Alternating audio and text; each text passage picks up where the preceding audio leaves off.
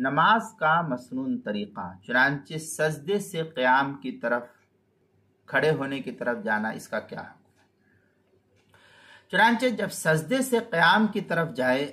تو اولاً پیشانی زمین سے اٹھنی چاہیے، اس کے بعد ہتھیلیاں، پھر گھٹنے وغیرہ جو ہے زمین سے اٹھانا چاہیے۔ یہ تفصیل در مختار ماشامی جو زکریا بک ڈپو دیوبند کا ہندی نسخہ اس کی دوسری صفحہ 203 پر اس کو نقل کیا گیا ہے۔ دوسرے یہ کہ اٹھتے وقت قدموں کے بل اٹھنا چاہیے، بلا عذر زمین کا سہارا لینے کی عادت نہ بنائے کہ ہاتھ سے جو ہم اس طریقے سے زمین پر پہلے ہاتھ کو ٹیکے پھر اٹھے۔ ہاں اگر کوئی عذر ہے تو اس کا الگ حکم ہے، لیکن اگر کوئی عذر نہیں ہے تو آپ کو فوراً اٹھ جانا چاہیے بلا کسی چیز کے سہارا لیے ہوئے۔ البتہ اگر کوئی عذر ہے تو سہارے میں بھی کوئی حرج کی بات نہیں ہے، سہارا لیا جا سکتا ہے، اس میں کوئی حرج کی بات نہیں ہے۔ یہ تفصیل فتاوی شامی جو زکریا بک ڈپو دیوبند کا ہندی نسخہ اس کی دوسری صفحہ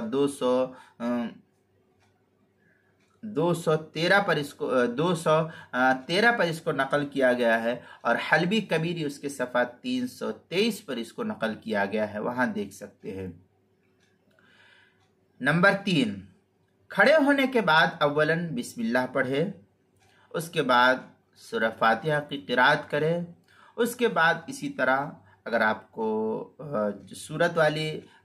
نماز پڑھ رہے ہیں، اس کے بعد سورت ملانا ہے تو آپ سورت ملا لیجیے، اور اگر نہیں فرض کی نماز وغیرہ پڑھ رہے ہیں، آخر کی رکعت ہے، تو پھر آپ رکوع اور سجدہ کریں، جیسا کہ پہلی رکعت میں کیے تھے ویسے ہی دوسری رکعت میں بھی کرنا ہے۔ چنانچہ یہ تفسیر در مختار ماشامی کی